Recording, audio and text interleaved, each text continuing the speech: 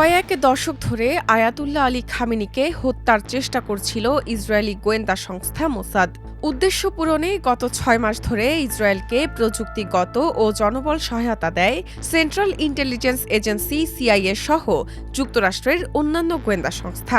Israel ও যুক্তরাষ্ট্রের বিশেষজ্ঞ অভিজ্ঞ গোয়েন্দা ও কর্মকর্তাদের মতে ইরানি শাসন ব্যবস্থাকে নির্মূলের লক্ষ্যে ২৮ ফেব্রুয়ারি তারা যৌথ অভিযান চালায়।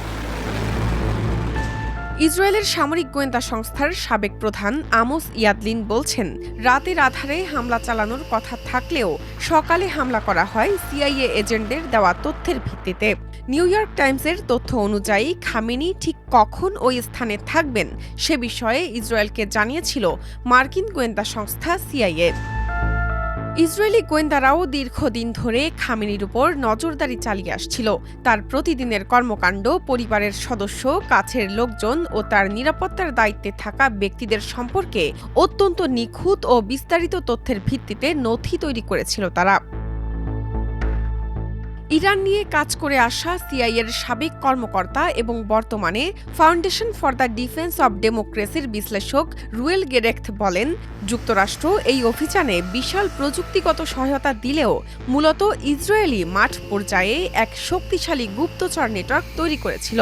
সেই নেটওয়ার্কই সরাসরি মানুষের কাছ থেকে গোয়েন্দা তথ্য সরবরাহ করতে ও ইরানে গোপন অভিযান পরিচালনায় সক্ষম ছিল।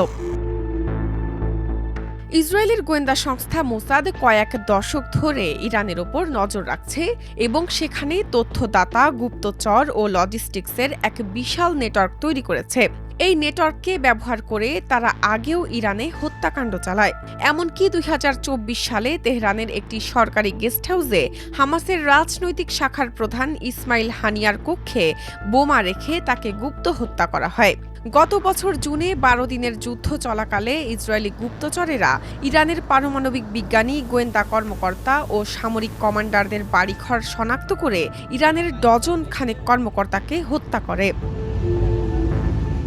ইসরায়েলি বিশ্লেষক ও লেখক ইয়োসি মেলম্যান বলেন, প্রায় ২০ বছর আগে মোসাদ তাদের কৌশল পরিবর্তন করে। ইরানের ভেতর থেকেই স্থানীয় চর নিয়োগ করে তাদের অত্যাধুনিক সরঞ্জাম ও উচ্চমানের প্রশিক্ষণ দেয়। মেলম্যানের মতে, ইরানে এ ধরনের চর নিয়োগ করা অনেক সহজ ছিল, কারণ সেখানকার অনেকেই ক্ষমতাসীন শাসক গোষ্ঠীর বিরোধী। ইসরায়েলি সামরিক কর্মকর্তারা বলছেন, গত জুনের পর থেকে ইরান নিয়ে ইসরায়েল ও যুক্তরাষ্ট্রের মধ্যে অত্যন্ত গভীর সহযোগিতা গড়ে ওঠে। গত সপ্তাহে ইরানের মাঠ পর্যায়ে থাকা মোসাদের গোয়েন্দাদের থেকে পাওয়া তথ্যের সঙ্গে যুক্তরাষ্ট্রের আড়িপাতা থেকে পাওয়া গোয়েন্দা তথ্যের সমন্বয় করা হয়েছিল। সাবেক সিআইএ কর্মকর্তা গেরেখথ বলেন, খামেনির অবস্থান শনাক্ত করতে তারা যদি বিভিন্ন পদ্ধতির আশ্রয় নিয়ে থাকে তবে আমি মোটেই অবাক হব না।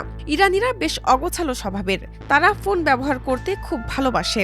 তাই হতে পারে সর্বোচ্চ নেতার কাছে অনেকগুলো বার্নার ফোন বা অস্থায়ীভাবে ব্যবহারযোগ্য ফোন ছিল, তাই তিনি নিয়মিত কাদের ফোন করতেন সেটি শনাক্ত করা সহজ ছিল।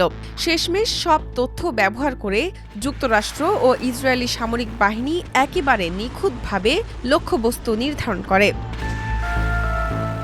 মোসাদের সাবেক কর্মকর্তা এবং বর্তমানে Jerusalem Center for Security and ফরেন অ্যাফেয়ার্সের গবেষক ওদেদ আইলাম বলেন, মাত্র ৬০ সেকেন্ড অভিযানে ঠিক এই সময়টুকুই লেগেছে, তবে এর পেছনে রয়েছে বছরের পর বছরের প্রস্তুতি।